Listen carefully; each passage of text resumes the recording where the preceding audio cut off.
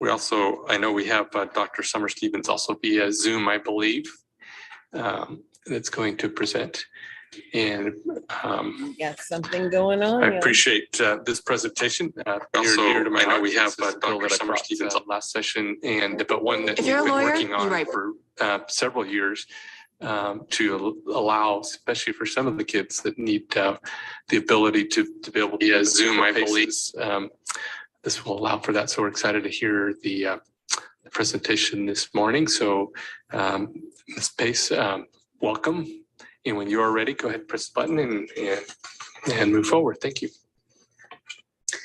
Great. Thank you so much, Chair Dennis, and to all of the members here today for taking the time to listen to this presentation. We are really excited at KnowledgeWorks about the work unfolding in the state of Nevada, and so we're really excited to share an update here today. Just by way of introduction, my name is Lillian Pace. I'm the Vice President of Policy and Advocacy at KnowledgeWorks. We are a nonprofit organization that partners with policymakers and practitioners to really reimagine the teaching and learning environment to support more personalized and competency-based education systems. I believe my colleague, Juliana Charles Brown, is joining remotely in Carson City as well. She's been deeply involved in the work here in Nevada and will be available to participate in the question and answer period as well. I'm going to do a little bit of foundation setting on what personalized and competency-based learning is, and then want to make sure I provide a brief update of the work that is unfolding in Nevada. So in order to start on what personalized competency-based learning is, we actually have to start with the why. And in order to do that, we need to look at what is not working with our current education system. So if you look at the pie chart there on the left, we see that 84% of students in the nation are graduating from high school. This is phenomenal. This is definitely something that we should be celebrating. But if you look at what happens to those students once they leave our K-12 systems, a different story begins to unfold. 28 to 40% of students are placing into post-secondary remedial courses. And of those students who are placing into those remedial courses, fewer than 50% are actually completing the courses. We hear a similar story from our workforce partners who say that there are significant skills gaps for students who are entering the workforce and entering into these entry-level positions without the ability to engage in teamwork and problem solving. This is consistent here in the state of Nevada, where we see a fabulous 81% graduation rate, yet 53% of students are placing into post-secondary remediation. This means we have an honesty gap in this country and here in the state of Nevada. When we hand students a diploma, when they walk across the stage, we tell them they're ready. But what this data suggests is that not every student is ready. So that brings us to personalized and competency-based education. Now, you probably noticed that this combines two terms, personalized learning and competency-based education. This is not new. This is actually evolving two concepts that we've seen at play in classrooms around the country that have promise. But when paired together, we actually have a chance to close achievement gaps and provide a meaningful education for students. So I'll start with personalized learning. Personalized learning means that we're providing engaging learning experiences customized to each student's strengths, needs, and interests. We see this at play in classrooms that are implementing fabulous approaches like project-based learning, STEAM education. Students are engaged and they are pursuing their passions, and it's absolutely wonderful. But there's no systems and structures in place to ensure that those students have actually mastered all of the knowledge and skills they need before they move on to the next piece of the curriculum. On the flip side, we have competency-based education. So this is really focused on making sure that students have demonstrated competency of concepts and skills, regardless of time, place, or pace, before they move on to the next piece of the curriculum. Unfortunately, with this approach, if you don't have personalization, sometimes students might not be as engaged or passionate about their learning experience. So we talk about an approach that brings the best of both worlds together in a personalized and competency-based education system.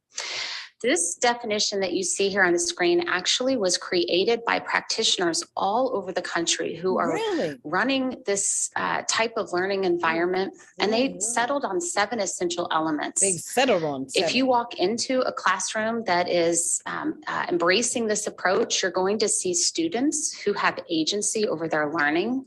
You'll see assessments that are used in a timely way to provide those customized learner supports. Students do have the opportunity to progress upon mastery. There are flexible learning paths so that students are pursuing their passions, oftentimes in partnership with the community. There are strategies and systems in place to ensure equity. This isn't about just accelerating the students who are getting it fast, right, and creating bigger gaps. There are intentional strategies to ensure that we are closing gaps. And there's a focus on both the academic and the social emotional learning targets, because we know from our workforce and our post-secondary leaders that both are essential for success. Now, at KnowledgeWorks, we've spent a lot of time helping different audiences understand how this looks different from the traditional education system. We have a lot of different resources, and I'm happy to follow up with those. But in the interest of time, the one you're looking at is actually meant to sort of compare and contrast a traditional education classroom on the left with a personalized and competency-based education system on the right. And I'll just pick a couple of these to illustrate. So if we look at learning pace, which is the second item, in a traditional classroom, we know that all students are learning the same content at the same time from an instructor at the front of the classroom typically. Doesn't matter if the students need a little additional time, when often a pacing guide might say it's time to move on, we move on. And that tends to lead to gaps in knowledge for some students. In a personalized and competency-based system, advancement happens at each student's own pace and with appropriate supports. So if students need additional time, the learning supports are structured in a way to really accelerate and catch that student up. Let's look at the second one, which is at the bottom, the grading policies. So we know in a traditional system that grading happens at fixed times. We receive grades at the end of quarters and at the end of the year. We also know that grades are very subjective. Oftentimes, we don't really know what an A in one classroom or district means compared to an A in another classroom or district. In a personalized and competency-based system, grades are reflecting whether students have mastered competencies. And there's opportunities for students to improve over time. So if we get to the end of a school year and a student has a certain number of competencies they have not mastered, instead of holding that student back and making them repeat an entire another school year, we can more efficiently focus on the areas that that student needs additional supports and provide acceleration to ensure that they catch up to their peers. Ooh. Just a couple other things that personalized and competency-based learning is not. It's not mandated. You mandate anything, it doesn't succeed, right? This is something that is organic, that educators are coming to because they believe in this. As I mentioned, it's not new. So bringing together concepts that have been at play in schools for many years. It's not a checkbox of activities. So students don't walk in with a checklist, right? These are meaningfully designed educational experiences for students. Wonder how they As I mentioned, it's not time-based, it's learning-based. It's not adult-centered, it's student-centered. Wow, and it's never done well unless the community is deeply engaged in the process. I just want to flag a couple other myths that we hear sometimes emerge in this work. It's important to dispel these early on. The first I'll flag is that second one there. Well, students will just spend all day on a computer or a tablet. We used to hear this myth a lot. But before the pandemic, we haven't heard it as much since, but the reality is that this approach is absolutely relation-based. Technology is not dependent in this model. Some teachers decide to bring technology in as a tool, as an additive to help extend their instruction. But we have personalized and competency-based learning classrooms around the country that aren't using technology at all. So it isn't an essential element.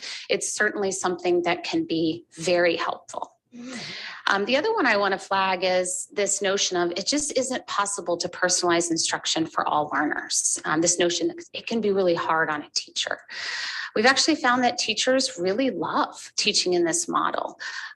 They find that when you're really intentional about how you structure the school day to create intervention periods, to provide more teacher collaboration time, that it is possible to really customize learning for every student. And I'll share a little bit of data in just a second that shows that teachers are more satisfied when teaching in a personalized and competency-based learning system.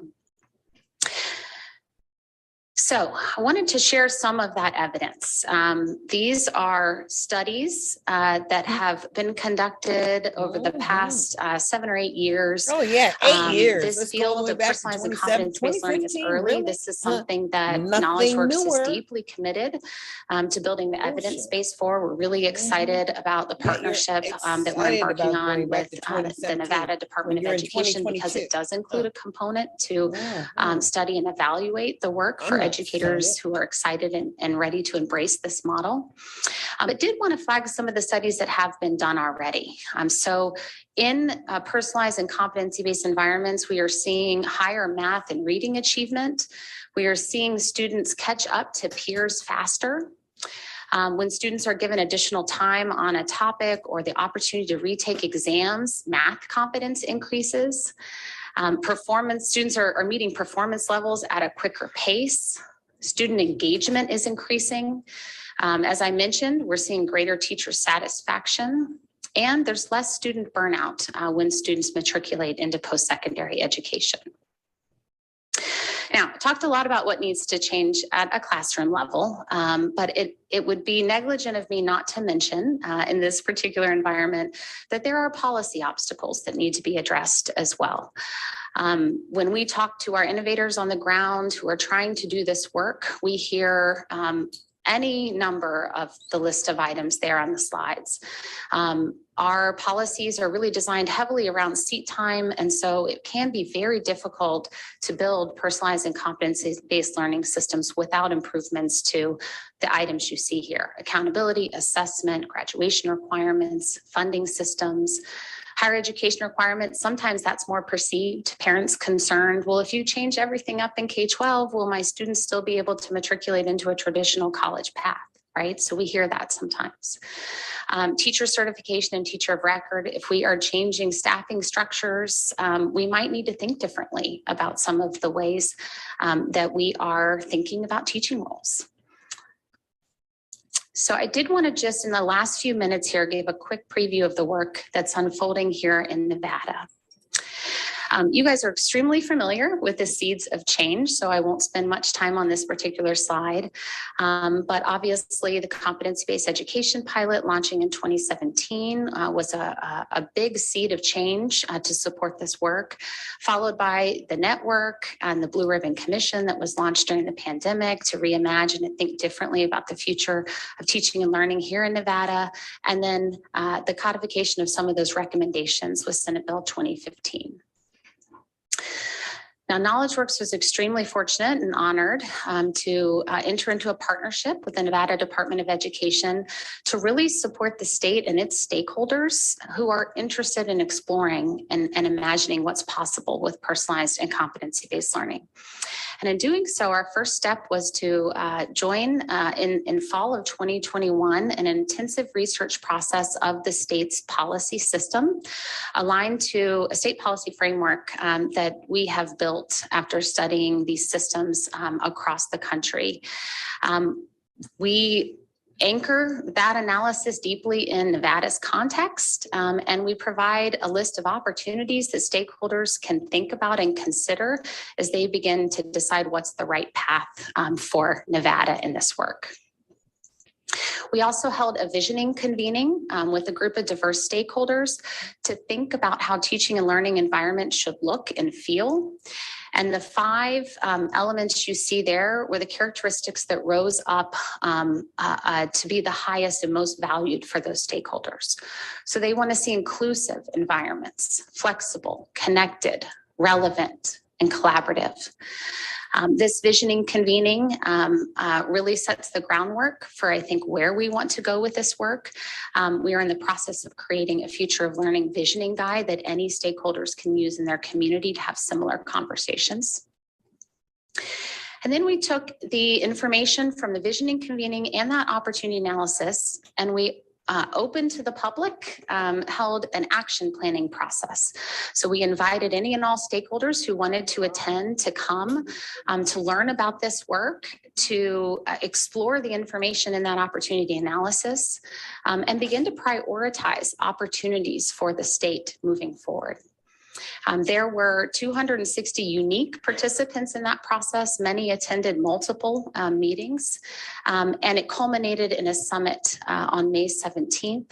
And we are in the process of finalizing an action plan that we will share with NDE that will really provide kind of that North Star for the work ahead. What we learned in that process, and this won't surprise anyone here, is that stakeholders at all levels of the system, they want change and they're also exhausted from the past 2 years.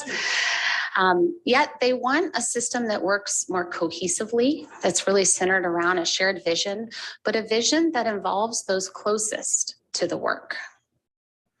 And lastly, they really want to develop shared goals together. So you're going to hear a little bit about some of the work emerging in the action planning process, this notion of wanting to create a portrait of a graduate for Nevada. What are the essential characteristics that we think any student in Nevada graduating from the K-12 system should exhibit to be ready for success in post-secondary in the workforce?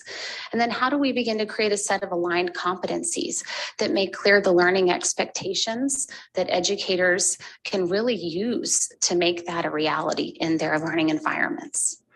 And lastly, there's a desire for a shared network, a space to learn, to push and support each other as we explore practice and policy together. So just the last minute here, next steps, we are really excited. We are helping NDE move towards a formal launch of the Nevada Future of Learning Network this fall. This is building on all of the good insights from those stakeholders in that action planning process. Again, that desire to create a network where they can learn together around policy and practice. And you'll see that this network, anchored in that portrait of a Nevada graduate, will actually have a school-based network that's focusing on the school visioning and the school systems change work. So a place for districts and educators who are interested in exploring what this might mean for their learning environments to come together, as well as a state network where the state is moving forward with the visioning and beginning to explore what systems change components are needed to really align and support those educators on the ground. And the hope is that by bringing these two networks together, that we can break down the silos that often exist in states between practice and policy and create a more efficient system that is really designed to support student learning. And with that, I am able to take questions. I did just want to share some contact information on the screen. As I mentioned, my colleague, Juliana Charles Brown, she has really been a leader in this work here in Nevada. Myself, my contact information there, and then John Alfuth, who's our Director of State Policy, works really closely with legislators, and any of us would be happy we could talk for days about this. We'd be happy to follow up with anyone after this. Let's just pause. Okay, now, fix my lighting in here.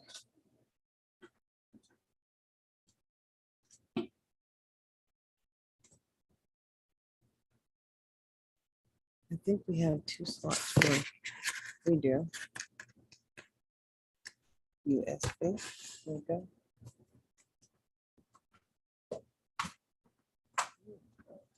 No way, that's like that, but I'll fix it. Oh, it didn't break.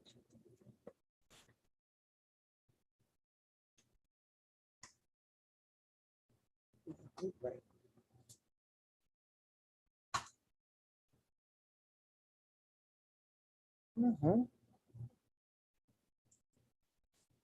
Don't have a light.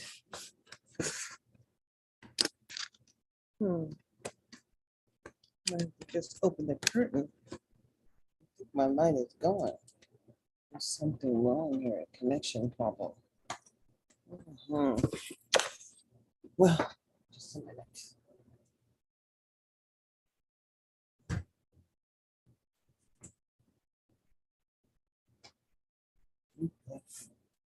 I'm sure that's better. Okay, now I have to send this to myself. Computer. Okay, MacBook.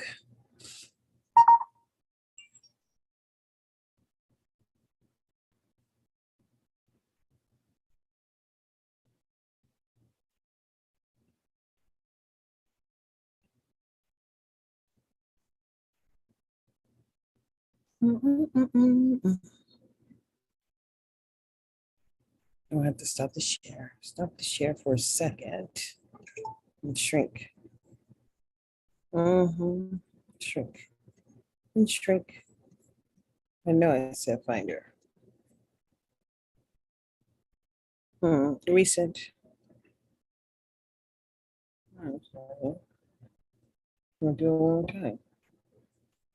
Try not to help me out here. Send it again. Again.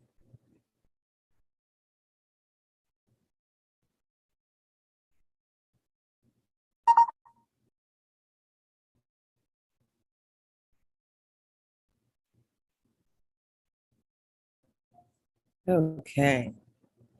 Now, I'm gonna stop and share my document again. Share the screen, y'all. Coming apart over here. Let's see how it likes to support you in understanding what's going on. We're gonna select all the text. It likes to read and begin to speak.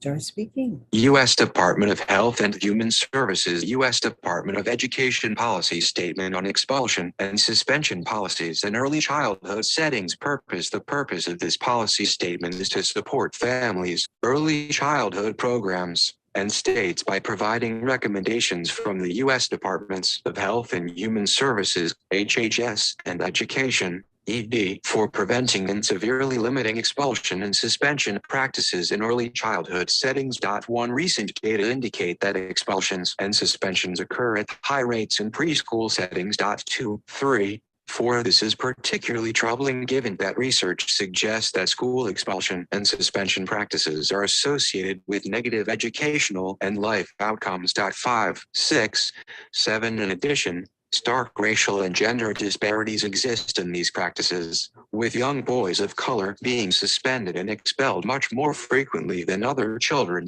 2, 3, 4. These disturbing trends warrant immediate attention from the early childhood and education fields to prevent, severely limit, and work toward eventually eliminating the expulsion and suspension, and ensure the safety and well-being of young children in early learning settings. 8. This joint HHS and ED policy statement aims to raise awareness about expulsion, suspension, and other exclusionary discipline practices in early childhood settings, including issues of racial, national origin, ethnic, and sex disparities, and negative outcomes for children associated with expulsion and suspension in the early years. Provide recommendations to early childhood programs and states on establishing preventive, disciplinary, suspension, and expulsion policies and administering those policies free of bias and discrimination. Provide recommendations on setting goals and using data to monitor progress in preventing, severely limiting, and ultimately eliminating expulsion and suspension practices in early childhood settings. highlight early childhood workforce competencies and evidence-based interventions and approaches that prevent expulsion, suspension, and other exclusionary discipline practices, including early childhood mental health consultation and positive behavior intervention and support strategies. Identify free resources to support states, programs, teachers, and providers in addressing children's social, emotional, and behavioral health, strengthening family program relationships. 1. Early childhood programs or early childhood settings include any program that provides early care and education to young children birth through age 5, including, but not limited to, private childcare, Head Start, and public, private, and faith-based pre-K/preschool programs. 2. Gilliam, W. S. 2005. Pre-kindergartners left behind. Expulsion rates in state pre-kindergarten systems. New York, NY. Foundation for Child Development. 3. U.S. Department of Education Office for Civil Rights, 2014. Data snapshot. Early childhood education. 4. Gilliam, W.S. and Shahar, G. 2006. Preschool and childcare expulsion and suspension rates and predictors in one state. Infants and young children, 19, 228, 245. 5. Lamont, J. H. DeVore, C. D. Allison, M. and Kona, R. Barnett, S. E. Gunter, R. and Young, T. 2013. Out of school suspension and expulsion. Pediatrics, 131-3, E1000, E1007. 6. Petrus, H. Mason, K. E. Buckley, J. A. Ialongo, N. S. and Kellum, S. 2011. Who is most at risk for school removal? A multi-level discrete time survival analysis of individual and context-level influences. Journal of Educational Psychology, 103, 223. 7. American Psychological Association, Zero Tolerance Task Force Report, 2008. An evidentiary review and recommendations. 8. It should be noted that a long-standing and continuing practice in Head Start is to not expel or suspend any child. Increasing developmental and behavioral screening and follow-up, and eliminating racial, national origin, ethnic, sex, or disability biases and discrimination in early learning settings. Bullet. Identify free resources to support families in fostering young children's development, social, emotional, and behavioral health, and relationships. This policy statement is part of a series of federal actions that aim to prevent, severely reduce, and ultimately eliminate expulsion and suspension in early childhood settings, and more broadly, to improve school climates and discipline across the educational spectrum. This statement follows the January 2014 release of the Department of Education's Guiding Principles, a resource guide for improving school climate and discipline, which provides recommendations for reducing expulsion, suspension, and disciplinary removals in K-12 settings. The guiding principles articulated in that practice guide are as follows. Create positive climates and focus on prevention. Develop clear, appropriate, and consistent expectations and consequences to address disruptive student behaviors, and ensure fairness, equity, and continuous improvement. Although early childhood settings differ in context from K-12 settings, the guiding principles are applicable to both, such that focusing on prevention, developing and communicating clear behavioral expectations, and ensuring fairness, equity, and continuous improvement can and should be applied across settings where children learn. In addition to this policy statement, HHS and ED are working together to raise awareness of the issue, encourage state and local policy development, invest in professional development for the early childhood workforce, disseminate resources to support families, programs, and states, and enforce federal civil rights law that prohibit discriminatory discipline practices. 9. We want to work toward a goal of ensuring that all children's social, emotional, and behavioral health are fostered in an appropriate, high-quality early learning program working toward eventually eliminating expulsion and suspension practices across early learning settings. Overview: the beginning years of any child's life are critical for building the early foundation of learning, health, and wellness needed for success in school and later in life. During these years, children's brains are developing rapidly, influenced by the experiences, both positive and negative, that they share with their families, caregivers, teachers, peers, and in their communities. 10. A child's early years set the trajectory for the relationships and successes they will experience for the rest of their lives, making it crucial that children's earliest experiences truly foster and never harm their development. As such, expulsion and suspension practices in early childhood settings, two stressful and negative experiences young children and their families may encounter in early childhood programs, should be prevented, severely limited, and eventually eliminated. High-quality early childhood programs provide the positive experiences that nurture positive learning and development. 9. ED's Office for Civil Rights and HHS Office for Civil Rights enforce several federal civil rights laws that prohibit discrimination in early childhood programs receiving federal financial assistance from their respective departments, including Title VI of the Civil Rights Act of 1964, Title VI, 42 U.S.C. paragraph 2000B, 2000D7, prohibiting discrimination based on race, color, or national origin by recipients of federal financial assistance. Title IX of the Education Amendments of 1972, Title IX, 20 U.S.C. paragraph 1681, 1688, prohibiting discrimination based on sex by recipients of federal financial assistance, and Section 504 of the Rehabilitation Act of 1973, Section 504, 29 U.S.C. paragraph 794, prohibiting discrimination based on disability by recipients of federal financial assistance. ED, HHS, and the Department of Justice share authority to enforce Title II of the Americans with Disabilities Act, 42 U.S.C. paragraph 12,131, 12,134, which prohibits discrimination based on disability by state and local governments, regardless of whether they received federal financial assistance. In addition, the Department of Justice enforces Title III of the American with Disabilities Act, 42 U.S.C. paragraph 12,181, 12,189, which prohibits disability discrimination in most private early childhood programs. 10. National Research Council and Institute of Medicine, 2000, From Neurons to Neighborhoods, The Science of Early Childhood Development. Committee on Integrating the Science of Early Childhood Development. Jack P. Shunkoff and Deborah A. Phillips, EDS. Board on Children, Youth, and Families, Commission on Behavioral and Social Sciences and Education. Washington, D.C., National Academy Press. And 2. Suspension and expulsion can influence a number of adverse outcomes across development, health, and education.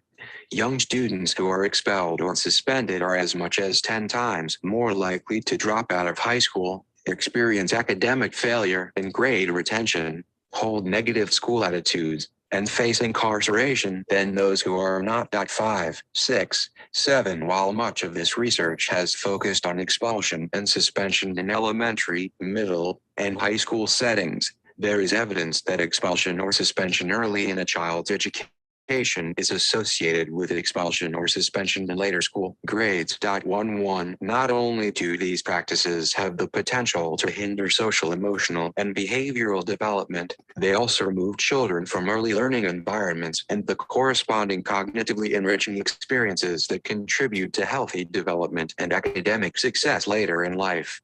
Expulsion and suspension practices may also delay or interfere with the process of identifying and addressing underlying issues, which may include disabilities or mental health issues. Some of these children may have undiagnosed disabilities or behavioral health issues and may be eligible for additional services, but in simply being expelled, they may not receive the evaluations or referrals they need to obtain services. For example, the source of challenging behavior may be communication and language difficulties, skills that can be improved through early assessment and intervention services. In these cases, appropriate evaluation and follow-up services are critical, but less likely if the child is expelled from this system. Finally, expulsions may contribute to increased family stress and burden. In many cases, families of children who are expelled do not receive assistance in identifying an alternative placement, leaving the burden of finding another program entirely to the family. There may be challenges accessing another program, particularly an affordable, high-quality program. Even in cases where assistance is offered, often there is a lapse in service which leaves families, especially working families, in difficult situations. 1.2. Furthermore, if administered in a discriminatory manner, suspensions and expulsions of children may violate federal civil rights laws.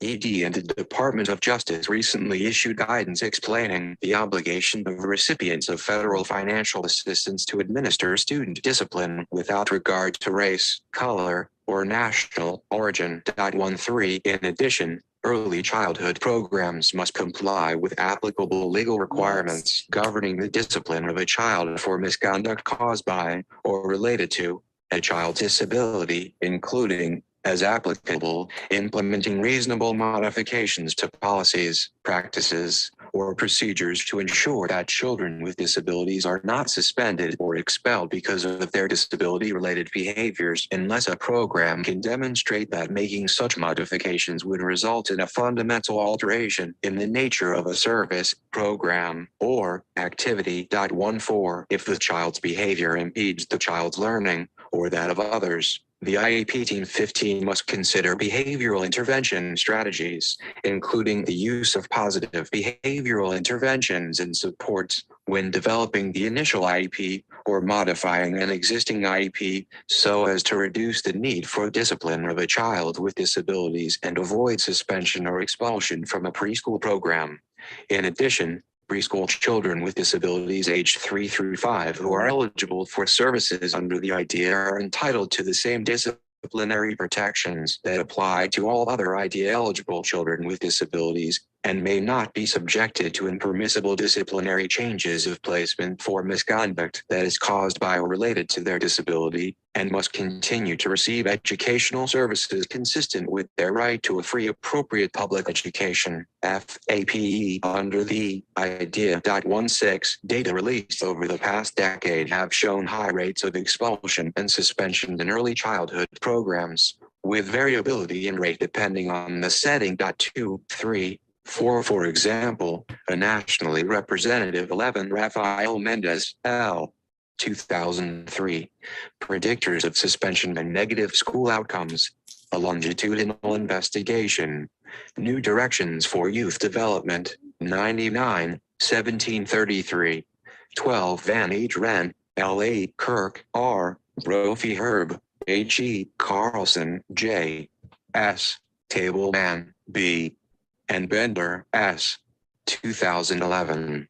An interdisciplinary evaluation report of Michigan's Child Care Expulsion Prevention, CCUP initiative, Michigan State University, 1380 Office for Civil Rights, on the OJ, Dear Colleague Letter on the Non-Discriminatory Administration of School Discipline, at 3/4/2014, www.ed.gov/OCR/colleague-201401-title-vi.pdf 1434 CFR paragraph 104.4, 104.38, 28 CFR paragraph 35.130 B1-7.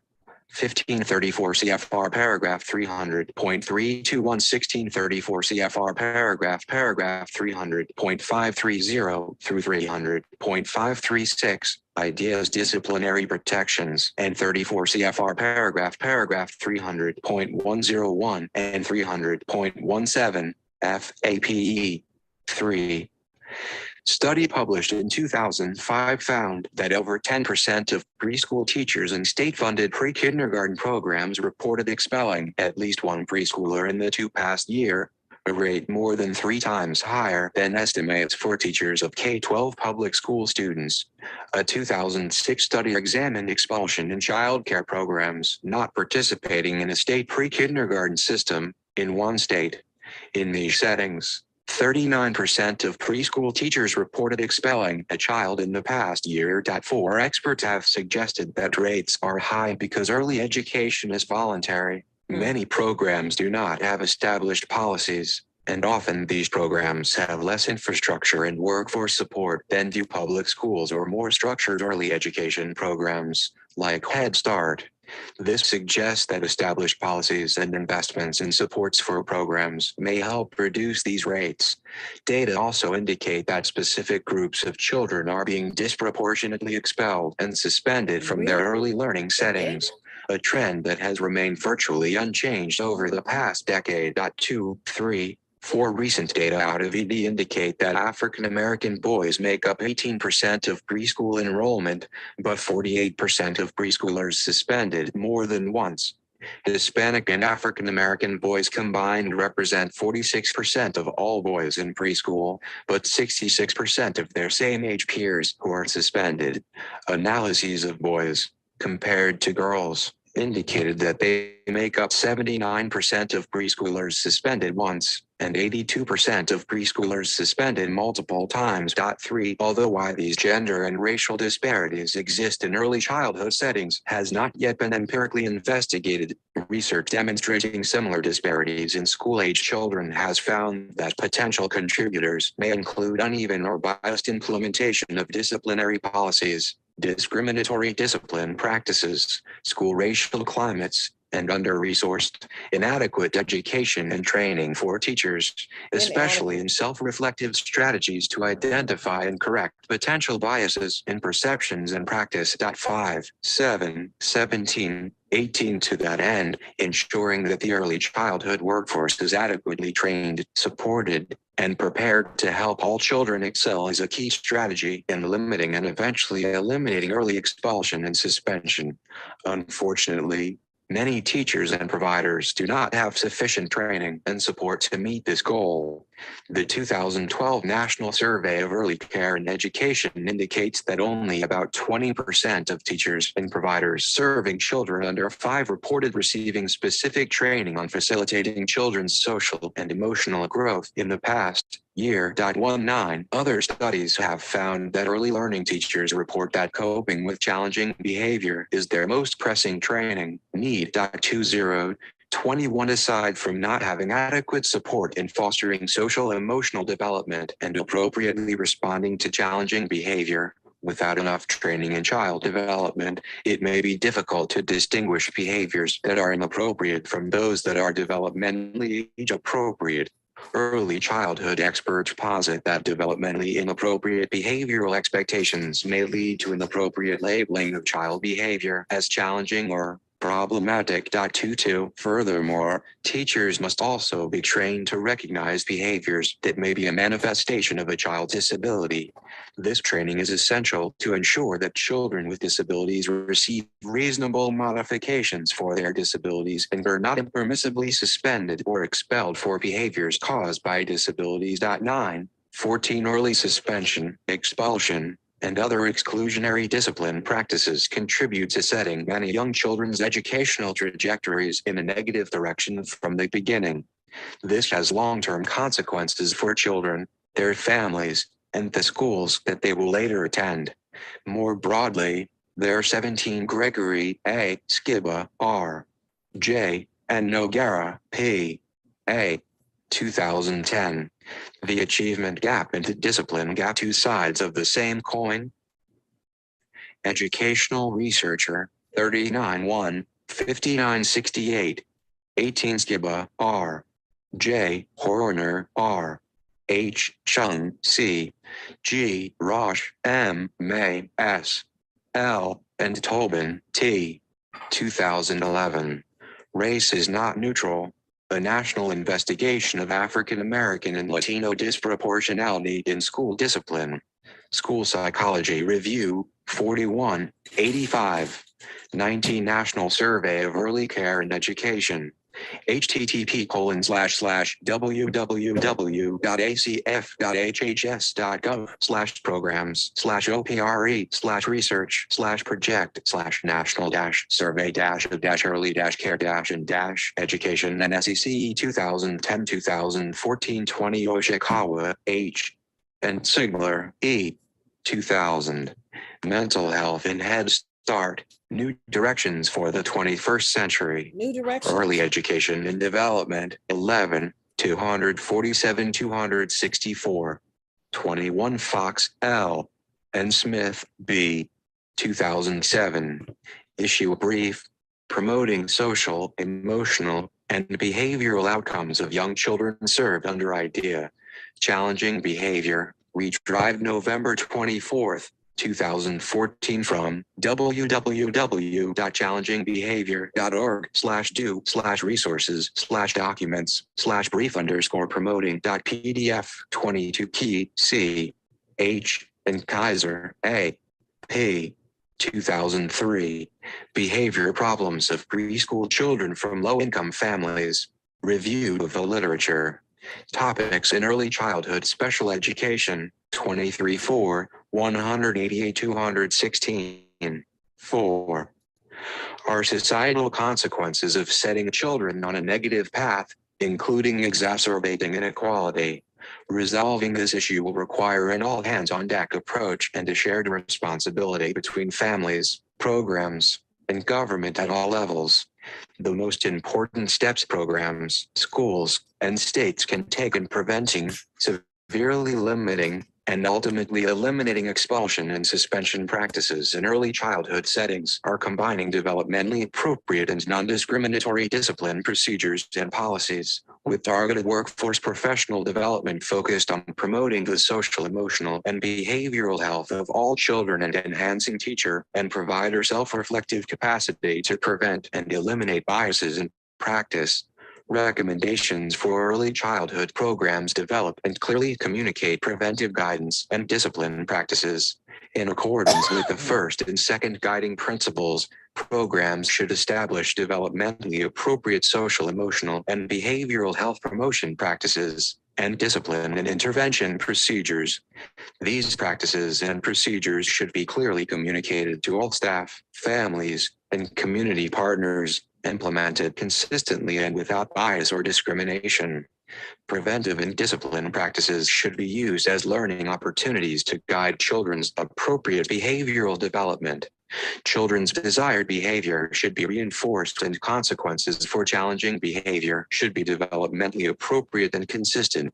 Programs should pay distinct attention to the developmental appropriateness of both behavioral expectations and consequences for challenging behavior, given the substantial developmental and experiential differences among children birth through age 5 and the range of what is age appropriate across this age range. Programs should also pay distinct attention to the language they use in shaping children's behavior and communicating with families. Language commonly used in the criminal justice system, such as the use of probation plans or 3 strikes and you are out frameworks, should not be applied to discipline frameworks in early childhood programs, e.g., 3 bites and you are out. These terms connote criminal behavior and inappropriately label children. Program discipline procedures should provide specific guidance on what teachers and programs will do when presented with challenging behaviors, including specific teacher and staff responses, communication with families and caregivers, and consulting with mental health specialists, school counselors, and the child's medical home. 23. In addition, if the child is suspected of having a developmental delay, disability, or mental health issue, it may be appropriate to refer the child's parents to the mental health system, the state's early intervention program, or their local school for information regarding evaluation for services under the Individuals with Disabilities Education Act, IDEA, Part B or C programs. These systems can conduct an evaluation so that if the child is eligible, he or she may receive the appropriate services and supports as soon as possible. Children eligible for services under Part B or C are also likely entitled to protections under Title II and Title III of the ADA, such that programs must make reasonable modifications to their policies, practices, or procedures to ensure that children with disabilities are not suspended or expelled because of their disability-related behaviors. 9, 14, 22, 24 develop and clearly communicate expulsion and suspension policies. Currently, many early childhood programs do not have suspension or expulsion policies. However, some programs, like Head Start, have a long-standing and continuing practice to prohibit the expulsion or suspension of any child. 23. The modern medical home is a home base for any child's medical and non-medical care. It is a cultivated partnership between the patient, family, and primary provider in cooperation with specialists and support from the community. A medical home is a home base for any child's medical and non-medical care. http://www.hrsa.gov/ealkit/toolbox/children's toolbox/building medical home /why important.html 24. The IDEA Part 100 program makes early intervention services available to children with disabilities, generally ages birth to age 3, and at the state's option, beyond age 3 until kindergarten. And the IDEA Part B program requires states and their public agencies to make available a free appropriate public education to children with disabilities, beginning at age 3 and lasting through 21 depending on state law or practice. The IDEA Part B and Part 100 programs have different eligibility criteria and service requirements. IDEA Part B is codified at 20 U.S.C. 1401, 1411, 1419, and implementing regulations are at 34 CFR Part 300, and IDEA Part 100 is codified at 20 U.S.C. 1431 through 1443, and implementing regulations are at 34 CFR Part 303. 5. Early childhood programs are strongly encouraged to establish policies that eliminate or severely limit expulsion, suspension, or other exclusionary discipline. These exclusionary measures should be used only as a last resort in extraordinary circumstances where there is a determination of a serious safety threat. 25. That cannot otherwise be reduced or eliminated by the provision of reasonable modifications, consistent with the second guiding principle. Even in such extraordinary cases, the program should assist the child and family in accessing services and an alternative placement through, for example, community-based childcare resource and referral agencies. In addition, consistent with the third guiding principle, early childhood programs must ensure that discipline policies comply with federal civil rights laws. 9, 14, 22. Should a situation arise where there is documented evidence that all possible interventions and supports recommended by a qualified professional, such as an early childhood mental health consultant, have been exhausted, and it is unanimously determined by the family, teacher, program, and other service providers that another setting is more appropriate for the well-being of the child in question, all parties, including the receiving program, should work together to develop a seamless transition plan and use the plan to implement a smooth transition. If the child has a disability, including children receiving services under Part B of the IDEA, additional procedural safeguards and non-discrimination requirements apply. 26. When making decisions about transitioning a child and family to another program, specific attention should be paid to ensure that the new program is inclusive. 27. And offers a rich social context and opportunities for interactions with socially competent peers to ensure that children can optimize their learning and develop their social skills alongside their peers in a natural environment. The program transitioning the child should also undergo a self-evaluation and identify systemic reforms and professional development actions they may take to prevent the need for such transitions in the future.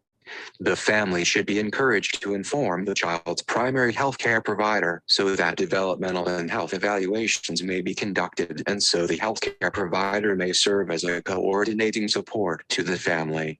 Once appropriate policies and procedures are established, early childhood programs should clearly communicate them with all staff, families, health and mental health consultants, and community partners. Clear communication will enable program administrators, teachers, aides, and other staff to be consistent in their implementation of prevention and intervention strategies as well as their expulsion suspension practices, and will ensure that all parties share the same information and operate with the same set of assumptions. Clear and consistent policies may reduce the likelihood of inconsistent, ad hoc, or discriminatory decision-making and help address racial disparities by reducing subjective behavioral judgments that have been shown to contribute to racial discipline disparities in the K-12 context. 28 All programs must ensure that the policies developed and implementation of those policies are in accordance with applicable state and federal statutes. Such statutes include, but are not limited to IDEA, Title II of the Americans with Disabilities Act, ADA, and Section 504 of the Rehabilitation Act. Access technical assistance and workforce development to prevent expulsion and suspension. Teachers and support staff are the most critical ingredients of high-quality early learning programs. Several core program features, facilitated by a strong workforce, can assist in preventing, severely limiting, and ultimately eliminating expulsions and suspensions. In accordance with the first guiding 25 determinations of safety threats must be based on actual risks, best available objective evidence, and cannot be based on stereotypes or generalizations. 26 for children receiving services under IDEA. Part B. Public agencies must comply with applicable requirements, including those in 34 CFR paragraph 300.530 through 300.536 when considering discipline actions against a child with a disability, as well as Section 504 regulations, 34 CFR paragraph 104.4, 104.38. In addition, public entities must comply with Title II, 28 CFR paragraph 35.130 B7. For additional information about IDEA requirements, see the June 2009 questions and answers on discipline procedures, available at http://idea.ed.gov/explore/view/p/%2c root%2c dynamic/%2c8 27. An inclusive setting is a setting where all children, regardless of ability or disability, participate fully in program activities, learn together, and form meaningful relationships with one another. 28 Skiba R. J. Chung C. G. Trachak M. Baker T.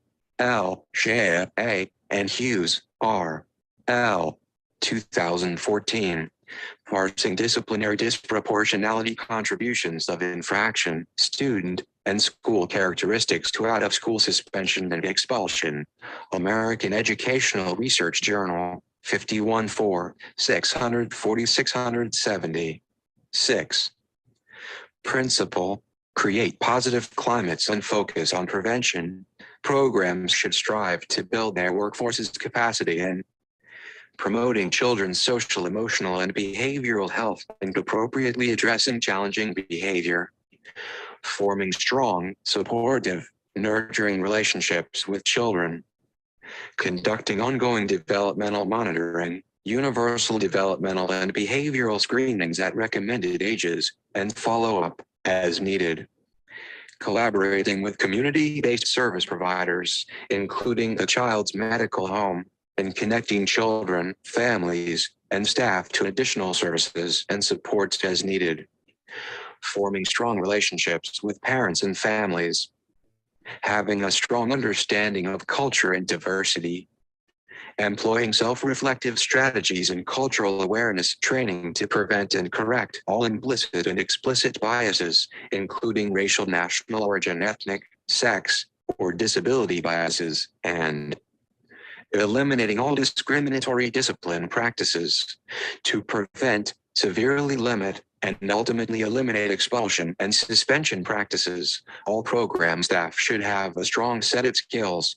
Equally essential, however, is ensuring that they have access to additional support from specialists or consultants, such as early childhood mental health consultants, behavioral specialists, school counselors, or special educators.